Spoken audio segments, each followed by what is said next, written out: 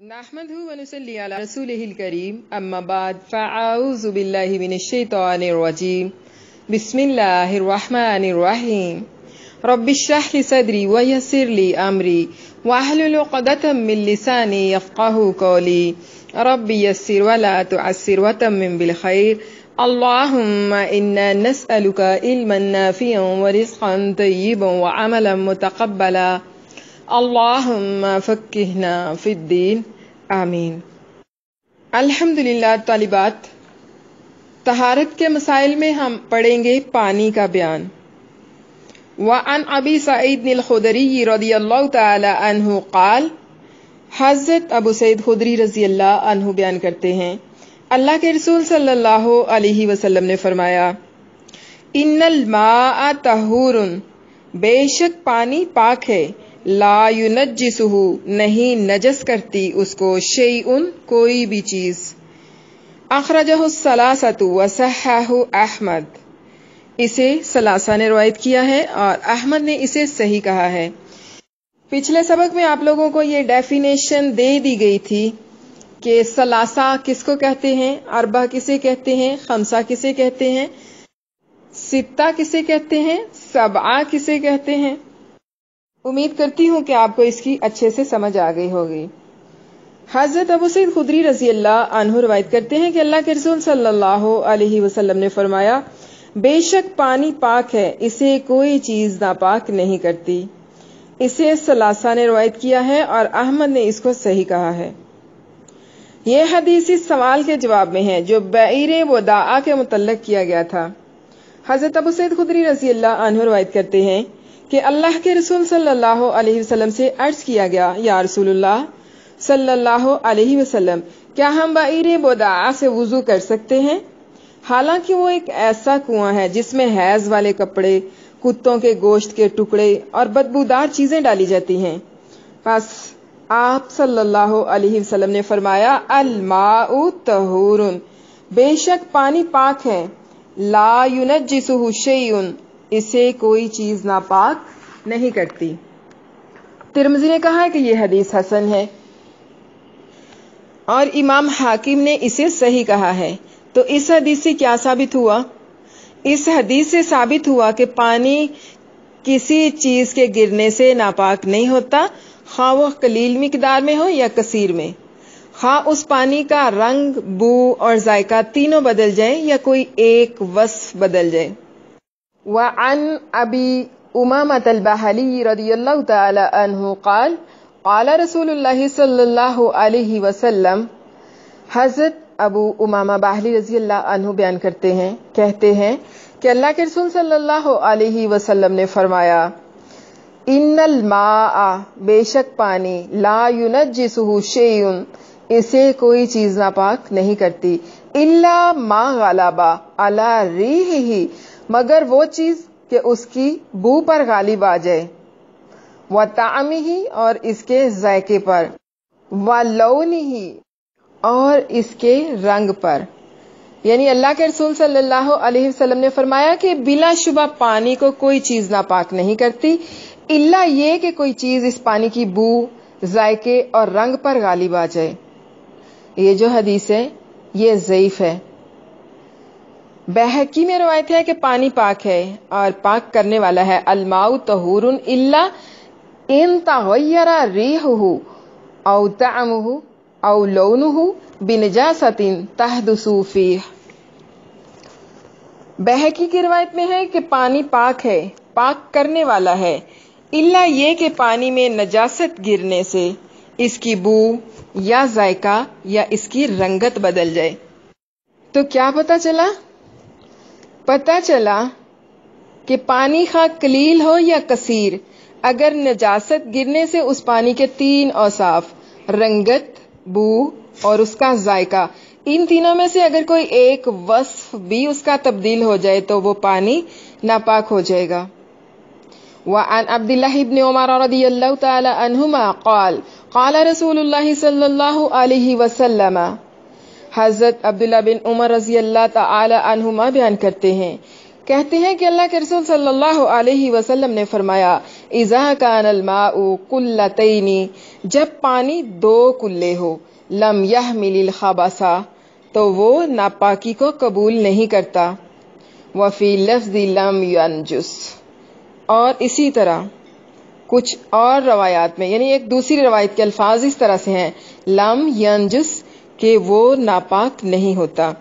اخرجہ الاربعۃ وصححہ ابن خزیمہ وابن حبان والحاکم، اسے اربعہ نے روایت کیا ہے اور ابن خزیمہ نے اسے صحیح کہا ہے، اور ابن حبان اور حاکم نے بھی اسے صحیح کہا ہے۔ یعنی اللہ کے رسول صلی اللہ علیہ وسلم نے فرمایا جب پانی 2 کلے ہو تو وہ نجاست قبول نہیں کرتا، اور اسی طرح دوسری روایت کے الفاظ ہیں کہ وہ پانی ناپاک نہیں ہوتا۔ قلہ کہتے ہیں مٹکا، حجر کا مٹکا، اس میں 2.5 مشکیزیں پانی آتا ہے، یعنی تقریباً 113 کلو گرام پانی کی مقدار آتی ہے۔ تو حدیث میں 2 قلوں یعنی 2 مٹکوں کا ذکر ہے کہ جب پانی کی مقدار تقریباً 227 کلو گرام ہوتی ہے تو وہ نجاست کے گرنے سے ناپاک نہیں ہوتا۔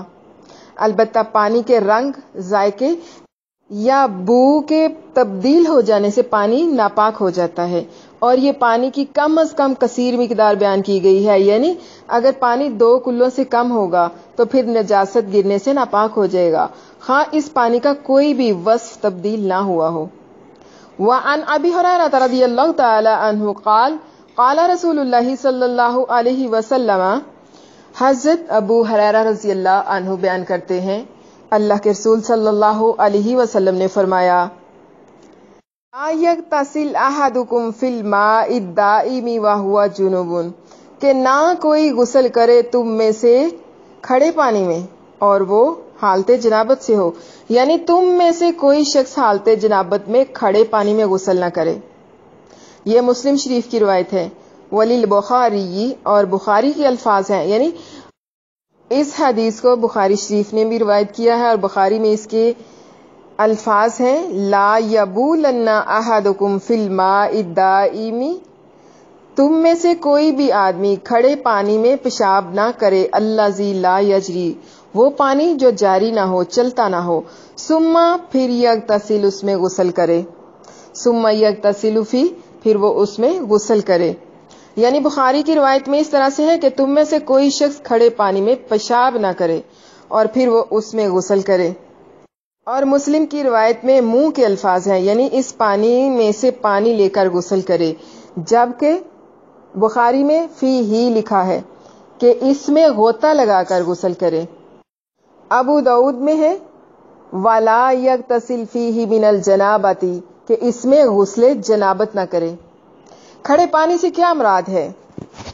کھڑے پانی سے مراد ایسا پانی ہے جو بہتا نہ ہو۔ امام نووی رحمہ اللہ نے فرمایا کہ اس حدیث میں جو ممانعت ہے اور نہیں ہے وہ پانی کی مختلف کیفیت کے متعلق ہے، یعنی پانی کی مختلف کیفیت کے متعلق مختلف ہے۔ یہ بعض حالات میں تو حرمت کے معنی میں ہے اور بعض حالات میں کراہت کے معنی میں ہے۔ اگر پانی کثیر مقدار میں بہہ رہا ہو تو پھر اس میں پیشاب کرنا حرام نہیں، لیکن اجتناب بہت زیادہ ضروری ہے، بہتر ہے۔ اور اگر بہتا ہوا پانی قلیل مقدار میں ہو تو پھر شوافے کے نزدیک اس میں پیشاب کرنا مکروہ ہے، لیکن بہتر مذہب یہی ہے کہ حرام ہے، کیونکہ اس سے پانی گندا اور ناپاک ہو جاتا ہے، اور کھڑے پانی کا بھی یہی حکم ہے، خواہ وہ کثیر مقدار میں ہو یا قلیل مقدار میں۔ بخاری کی روایت میں ہے ثم یغتسل فی، تو اس سے کیا مراد ہے؟ اس سے مراد یہ ہے کہ پھر وہ شخص اس پانی میں غوطہ زن ہو، یعنی کھڑے پانی کے اندر پہلے وہ پیشاب کرے، پھر اسی پانی کے اندر غوطہ لگا کے غسل کرے، یعنی اس پانی میں ڈبکیاں لگانا منع ہے۔ مسلم کی روایت میں منہو کے لفظ ہیں، تو اس سے کیا مراد ہے؟ اس سے مراد ہے کہ کھڑے پانی میں پیشاب کرنا اور پھر اس پانی میں سے پانی لے کر الگ نہانا، یہ بھی منع ہے۔ اور بخاری کی روایت میں ہے کہ کھڑے پانی میں پیشاب کرنے اور اس میں نہانے دونوں کی ممانعت ہے۔ مسلم کی روایت میں ہے کہ صرف غسل کرنے کی ممانعت ہے، یعنی کوئی شخص کھڑے پانی میں پیشاب کرے نہ اس میں نہائے۔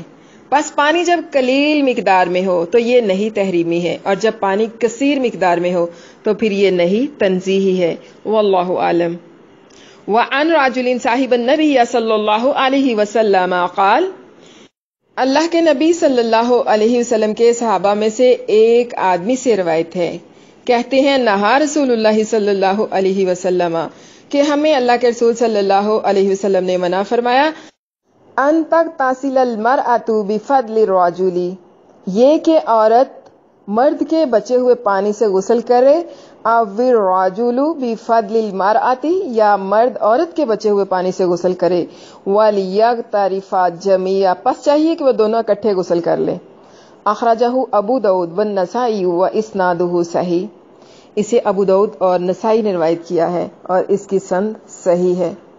وعن ابن عباس رضی اللہ تعالی عنہما ان النبی صلی اللہ علیہ وسلم، حضرت ابن عباس رضی اللہ عنہما روایت کرتے ہیں کہ اللہ کے نبی صلی اللہ علیہ وسلم کان یغتسل بفضل میمونہ رضی اللہ تعالی عنہا، کہ اللہ کے نبی صلی اللہ علیہ وسلم حضرت میمونہ رضی اللہ عنہ کے بچے ہوئے پانی سے غسل کر لیا کرتے تھے۔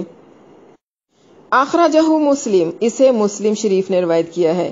ولی اصحاب السنن، اور اصحاب سنن میں ہے، اغتسل بعض ازواج النبی صلی اللہ علیہ وسلم فی جفنۃ، کہ اللہ کے نبی صلی اللہ علیہ وسلم کی بعض بیویوں میں سے کسی نے ایک جفنا کہتے ہیں ایک بڑے برتن کو، جس طرح ٹب وغیرہ ہوتا ہے نا جس میں پانی بھر کے غسل کرتے ہیں، یعنی ایک بڑے برتن میں اللہ کے نبی صلی اللہ علیہ وسلم کی بعض بیویوں میں سے کسی نے غسل کیا، فجاء لیغتسل منھا، پس آئے آپ صلی اللہ علیہ وسلم کہ اس میں سے غسل کر لیں، فقالت لہو، تو ازواج مطہرات میں سے انہوں نے کہا، انی کنت جنبا، کہ میں تو جنبی تھی، فقال، پس فرمایا آپ صلی اللہ علیہ وسلم نے، ان الماء لا یجنب، بے شک پانی نہیں جنبی ہوتا، ناپاک نہیں ہوتا، لا یجنب، پانی ناپاک نہیں ہوتا، یعنی ازواج مطہرات میں سے کسی ایک نے ایک بڑے برتن میں غسل کیا اور ان کے بچے ہوئے پانی سے اللہ کے نبی صلی اللہ علیہ وسلم نے غسل کرنا چاہا، تو انہوں نے کہا کہ میں تو جنبی تھی، یعنی میں ناپاک تھی، تو آپ صلی اللہ علیہ وسلم نے فرمایا کہ کوئی بات نہیں، جنبی کے نہانے سے پانی ناپاک نہیں ہو جاتا۔ اسے ترمذی نے صحیح کہا ہے اور ابن خزیمہ نے بھی اسے صحیح کہا ہے۔ اب دیکھیے کہ پہلی حدیث میں ہے کہ اللہ کے نبی صلی اللہ علیہ وسلم نے مرد اور عورت کو ایک دوسرے کے بچے ہوئے پانی سے غسل کرنے سے منع فرمایا، اور اس حدیث میں ہے کہ آپ نے حضرت میمونہ رضی اللہ عنہا کے غسل سے بچے ہوئے پانی سے غسل کیا۔ بظاہر تو ان دونوں حدیثوں میں تعارض نظر آتا ہے، لیکن ان میں تطبیق کس طرح سے ہے؟ پہلی حدیث میں نہیں تنزیہی ہے، تحریمی نہیں، اور دوسری حضرت ابن عباس رضی اللہ عنہما والی جو حدیث ہے وہ جواز پر دلالت کرتی ہے کہ آپ صلی اللہ علیہ وسلم اپنی زوجہ محترمہ حضرت میمونہ رضی اللہ عنہا کے غسل کے بچے ہوئے پانی سے غسل فرما لیا کرتے تھے۔ تو کیا ثابت ہوا؟ ثابت ہوا کہ عورت کے غسل سے بچے ہوئے پانی سے غسل کرنا جائز ہے، لیکن بہتر یہی ہے کہ الگ الگ پانی سے غسل کیا جائے۔ طہارت کس کو کہتے ہیں؟ پاکی کو، صفائی کو۔ تو صفائی کیا ہے؟ صفائی نصف ایمان ہے۔ حضرت مالک اشعری رضی اللہ عنہ کہتے ہیں کہ اللہ کے رسول صلی اللہ علیہ وسلم نے فرمایا، الطہور شطر الایمان، صفائی نصف ایمان ہے، یعنی طہارت جو ہے یہ آدھا ایمان ہے۔ والحمدللہ، اور الحمدللہ کہنا، تملا المیزان، میزان کو بھر دیتا ہے، وسبحان اللہ، اور سبحان اللہ کہنا، والحمدللہ، اور الحمدللہ کہنا، تملا آنا او تملا بھر دیتا ہے، یعنی زمین و آسمان کے درمیان ساری جگہ کو بھر دیتا ہے، بین السماوات والارض، جو جگہ زمین و آسمان کے درمیان ہے ساری جگہ کو بھر دیتا ہے۔ والصلاۃ، اور نماز، نورن، نور ہے۔ والصدقۃ، اور صدقہ، برہان، برہان ہے۔ والصبر، اور صبر، ضیاء، روشنی ہے۔ والقرآن، اور قرآن مجید، حجت، حجت ہے، لکا، تمہارے لیے، او علیکا، یا تجھ پر۔ کل الناس یغدو ابائی نفسہ، فموتیقھا او موبقھا رواہ مسلم۔ ہر آدمی صبح اٹھتا ہے تو اس کی جان گروی ہوتی ہے، جسے یا تو وہ نیکی کر کے آزاد کرا لیتا ہے یا گناہ کر کے ہلاک کرتا ہے۔ یعنی حضرت مالک اشعری رضی اللہ عنہ کہتے ہیں کہ اللہ کے رسول صلی اللہ علیہ وسلم نے فرمایا طہارت آدھا ایمان ہے۔ ایک مرتبہ الحمدللہ کہنا ترازو یعنی میزان کو نیکیوں سے بھر دیتا ہے۔ سبحان اللہ اور الحمدللہ کہنا زمین و آسمان کے درمیان ساری جگہ کو بھر دیتا ہے۔ نماز دنیا اور آخرت میں چہرے کا نور ہے، صدقہ برہان ہے، صبر روشنی ہے، اور قرآن مجید قیامت کے روز تیرے حق میں یا پھر تیرے خلاف گواہی دے گا۔ ہر آدمی صبح سویرے اٹھتا ہے تو اس کی جان گروی ہوتی ہے، جسے یا تو وہ نیکی کر کے آزاد کرا لیتا ہے یا گناہ کر کے ہلاک کرتا ہے۔ مسلم شریف کی یہ روایت ہے۔ تو کیا پتہ چلا؟ صفائی نصف ایمان ہے، اور ایمان کو مکمل کرنے کے لیے صفائی کا خیال رکھنا بہت ضروری ہے۔ جس طرح جسم کی صفائی، اسی طرح گھر کی صفائی، اسی طرح روح کی صفائی، اسی طرح لباس کی صفائی، یعنی کہ ہر چیز کی صفائی کا بے حد خیال رکھنا ضروری ہے۔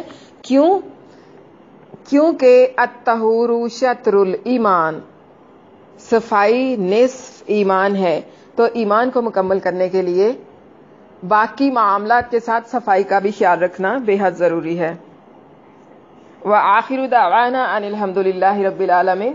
سبحان ربک رب العزت عما یصفون وسلام علی المرسلین والحمد للہ رب العالمین۔ رب اغفر وارحم وانت خیر الراحمین، وصلی اللہ وسلم وبارک علی نبینا محمد وعلی آلہ واصحابہ اجمعین، آمین ثم آمین یا رب العالمین۔ آج کے سبق کو لے کے آپ لوگوں میں سے اگر کسی نے کچھ پوچھنا ہے تو آپ پوچھ لیں۔ ضعیف حدیث، معلق جس حدیث کا ایک یا سارے راوی ابتدائے سند سے منقطع ہوں۔ منقطع حدیث، جس حدیث کا ایک یا سارے راوی مختلف مقامات سے منقطع ہوں۔ مرسل، جس حدیث کا راوی آخر سند سے ساکت ہو، یعنی تابعی کے بعد صحابی کا نام نہ ہو۔ معدل، جس حدیث کے دو یا دو سے زائد راوی اکٹھے سند کے درمیان سے منقطع ہوں۔ موضوع، جس حدیث کے راوی کا حدیث کے معاملے میں جھوٹ بولنا ثابت ہو۔ متروک، جس حدیث کے راوی پر صرف جھوٹ کی تہمت لگے لیکن حدیث کے معاملے میں جھوٹ ثابت نہ ہو۔ شاذ، ایک ثقہ راوی اپنے سے زیادہ ثقہ راوی اور ضابطہ کی مخالفت کرے۔ منکر، جس حدیث کا راوی وہمی یا فاسق یا بدعتی ہو۔ اصطلاحات کتب میں جو حدیث کی اقسام ہیں، پہلے نمبر پر ہے صحاح ستہ، حدیث کی 6 کتب۔ پہلے نمبر پر بخاری، دوسرے پر مسلم، تیسری ابو داؤد، چوتھی ترمذی، پانچویں نسائی اور چھٹی ابن ماجہ۔ ابن ماجہ کو غلبہ صحت کی بنا پر صحاح ستہ کہا جاتا ہے۔ جامعہ، دوسرے نمبر پر ہے جامعہ، جس حدیث میں اسلام کے متعلق تمام مباحث، عقائد، احکام، تفسیر، جنت، دوزخ وغیرہ موجود ہوں، وہ حدیث جامعہ کہلاتی ہے۔ نوٹ کر لیجئے گا، ان کو اچھے سے یاد بھی کرنا ہے۔ سنن، تیسرے نمبر پر ہے سنن، جس کتاب میں صرف احکامات کے متعلق حدیثیں جمع کی گئی ہوں، وہ سنن کہلاتی ہے، جس طرح کے سنن ابی داؤد۔ چوتھے نمبر پر ہے مسند، جس کتاب میں ترتیب وار ہر صحابی کی حدیث یکجا کر دی گئی ہوں، مسند کہلاتی ہے، جس طرح کے مسند احمد۔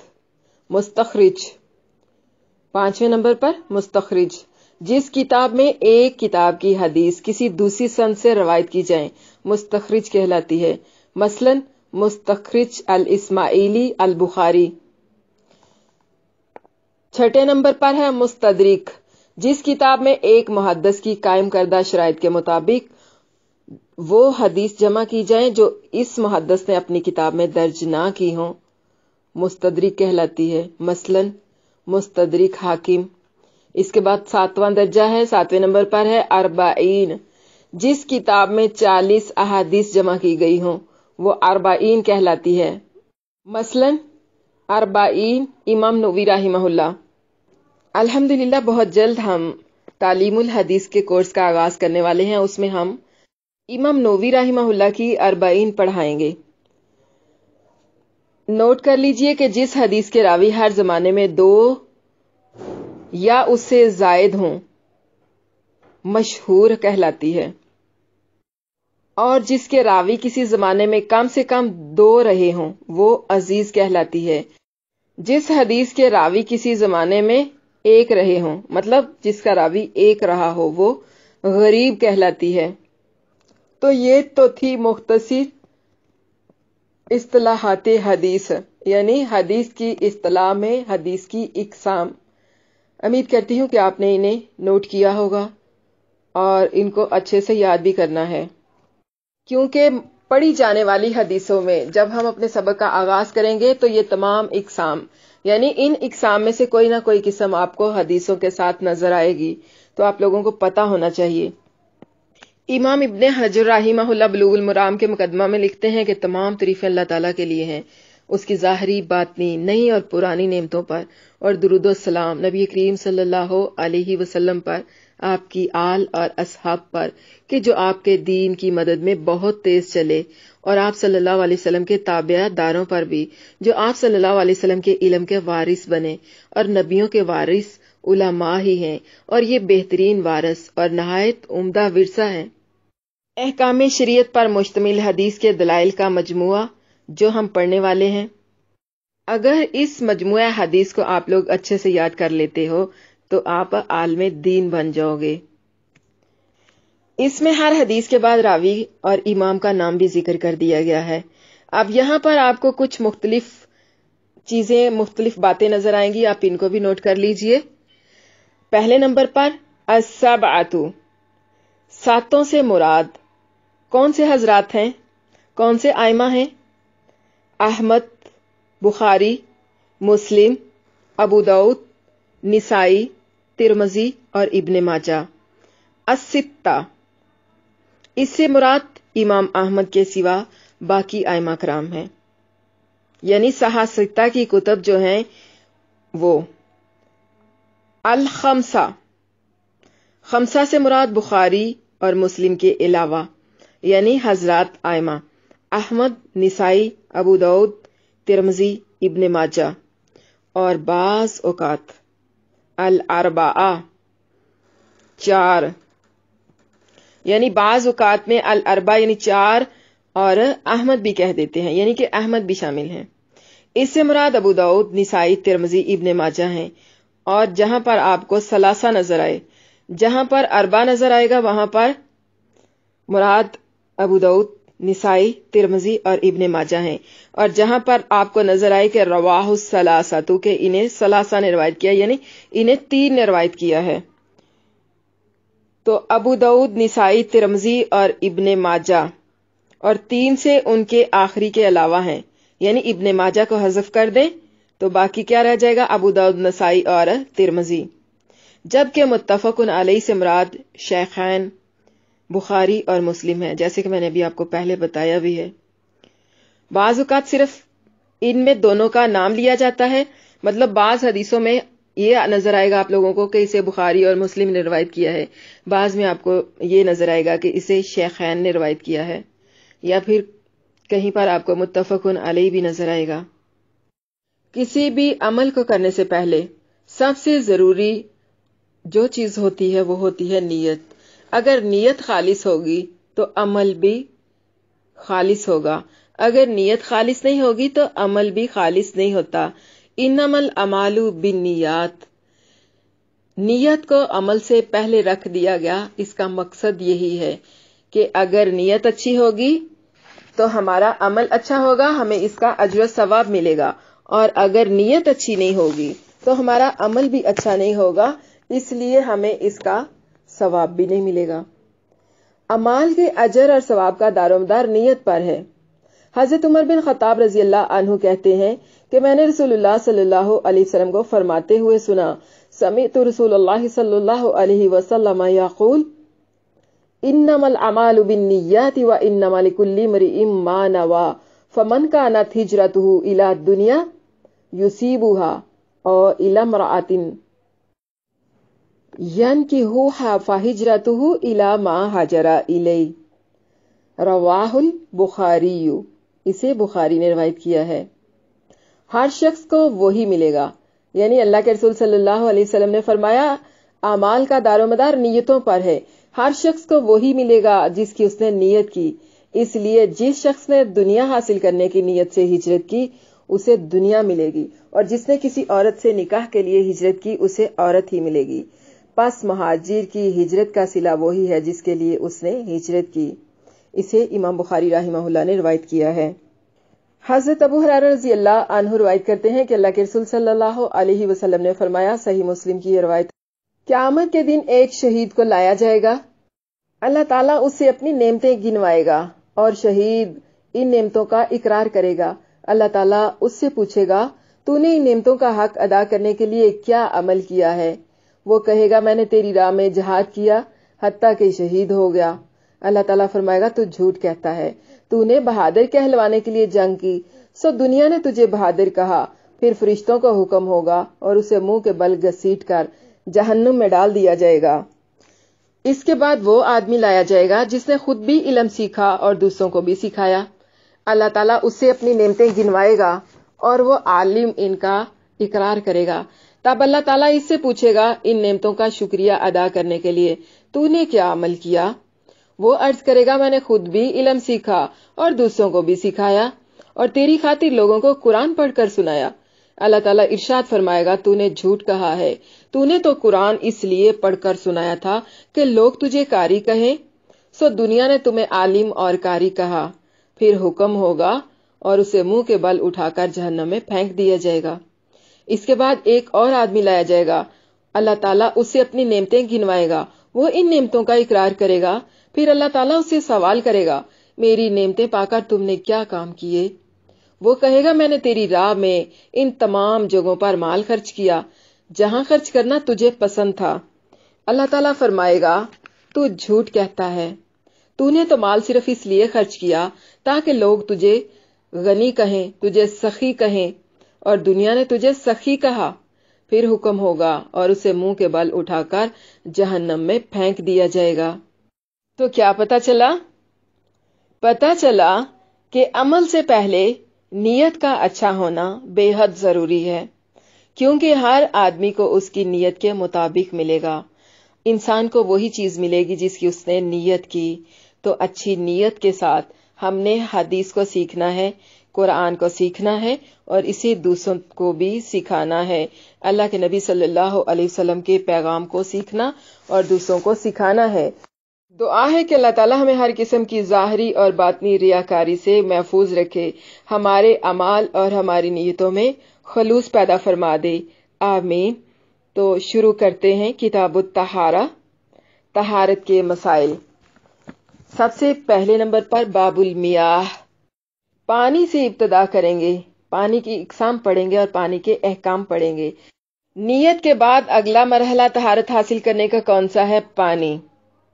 अन अबी हुरैरा रज़ियल्लाहु अन्हु क़ाल, रवायत है हज़रत अबू हुरैरा रज़ियल्लाहु अन्हु से, कहते हैं, क़ाल, फरमाया, रसूलुल्लाह सल्लल्लाहु अलैहि वसल्लम, अल्लाह के रसूल सल्लल्लाहु अलैहि वसल्लम ने, फिल बहर, समंदर या दरिया के पानी के बारे में, हुआ, वो, अत्तहूरु, पाक है। कौन? समंदर, माउहु, उसका पानी भी, वलहिल्लु, और हिलाल है, मैतातुहु, उसका मर्दार भी। यानी पीछे फिल बाहरी, समंदर में कहा, समंदर का नाम लिया और आगे सिर्फ जमायर के जरिए से बता दिया कि वो हुवा तहूरु माउहु वलहिल्लु मैतातुहु, कि वो यानी समंदर, हुवा तहूरु, वो समंदर यानी समंदर का पानी पाक है, वलहिल्लु मैतातुहु, और उसका मर्दार भी। अखरजहुल अर्बअतु व इब्नु अबी शैबता वल्लफ्ज़ु लहु व सह्हहु इब्नु खुज़ैमता व तिर्मिज़ी व रवाहु मालिक व शाफ़ी व अहमद। हज़रत अबू हुरैरा रज़ियल्लाहु अन्हु बयान करते हैं, रसूलुल्लाह सल्लल्लाहु अलैहि वसल्लम ने समंदर के पानी के बारे में फरमाया, इसका पानी पाक और पाक करने वाला है और इसका मर्दार हलाल है। اسے اربا نے روایت کیا ہے اور ابن ابی شیبہ نے۔ متن حدیث کے الفاظ ابن ابی شیبہ کے ہیں۔ ابن خزیمہ اور ترمذی نے اسے صحیح قرار دیا ہے۔ امام مالک، شافعی اور احمد رحمہ اللہ علیہم نے بھی اسے روایت کیا ہے۔ یہ حدیث ایک سائل کے جواب میں ہے۔ موطا امام مالک میں حضرت ابو ہریرہ رضی اللہ عنہ سے روایت ہے کہ ایک آدمی رسول اللہ صلی اللہ علیہ وسلم کی خدمت میں حاضر ہوا تو اس نے عرض کیا، یا رسول اللہ صلی اللہ علیہ وسلم، ہم سمندر میں سفر کرتے ہیں اور پانی کی قلیل مقدار اپنے ساتھ لے جاتے ہیں۔ اگر ہم اس پانی سے وضو کرتے ہیں تو پھر پینے سے محروم رہیں گے اور پیاس سے مر جائیں گے، تو کیا ہم سمندر کے پانی سے وضو کر لیا کریں؟ تو رسول اللہ صلی اللہ علیہ وسلم نے فرمایا، اس کا پانی پاک اور مطہر ہے اور اس کا مردار حلال ہے۔ دارقطنی میں یہ الفاظ اس طرح سے ہیں کہ اس کا مردار حلال ہے۔ پس اللہ کے رسول صلی اللہ علیہ وسلم نے یہ مسئلہ بتا دیا کہ سمندر کا پانی طاہر و مطہر ہے۔ رسول اللہ صلی اللہ علیہ وسلم کی شفقت کا اندازہ لگائیے کہ جب سائل نے سمندر کے پانی کے بارے میں مسئلہ دریافت کیا تو آپ صلی اللہ علیہ وسلم نے محسوس کر لیا کہ سائل کو سمندر کے مردار کے حکم کے بارے میں بھی بتا دینا چاہیے۔ اس لیے آپ صلی اللہ علیہ وسلم نے پانی کا مسئلہ بتایا تو ساتھ ہی سمندر کے مردار کے بارے میں بھی اپنی طرف سے سوال سے زائد جواب دے دیا۔ اور یہ ایک محاسن فتویٰ میں سے ہے کہ سائل کی اچھی طرح سے تشفی کی جائے۔ پس ثابت ہوا کہ سمندر کا پانی پاک ہے۔ Point B noted. کیا ثابت ہوا؟ ثابت ہوا کہ سمندر کا پانی پاک ہے اور پاک کرنے والا ہے، اسے استعمال میں لایا جا سکتا ہے۔ البتہ سمندر کے مردار کے بارے میں یہ شرط ہے کہ ایسا مردار حلال ہے جو صرف سمندر ہی میں زندہ رہ سکتا ہے، یعنی پانی کے اندر وہ زندہ رہتا، پانی کے باہر آئے گا تو وہ مر جائے گا، جس طرح کے مچھلی اور جھینگا، جبکہ خشکی پر وہ جانور زندہ نہ رہ سکتا ہو۔ الغرض سمندری اور آبی مخلوق کا ہر قسم کا مردار حلال ہے۔ سائل کے بارے میں مسند احمد میں ہے کہ وہ بنو مدلج کے قبیلے میں سے تھا۔ طبرانی نے اس سائل کا نام عبداللہ ذکر کیا ہے۔ سبحان ربک رب العزت عما یصفون وسلام علی المرسلین والحمد للہ رب العالمین۔ رب اغفر وارحم وانت خیر الراحمین، وصلی اللہ وسلم وبارک علی نبینا محمد وعلی آلہ واصحابہ اجمعین، آمین ثم آمین یا رب العالمین۔ الحمدللہ آج کا جو سبق ہے وہ مکمل ہوا۔ آج کے سبق کو لے کر آپ لوگوں میں سے اگر کسی نے کوئی سوال پوچھنا ہے تو آپ پوچھ سکتی ہیں۔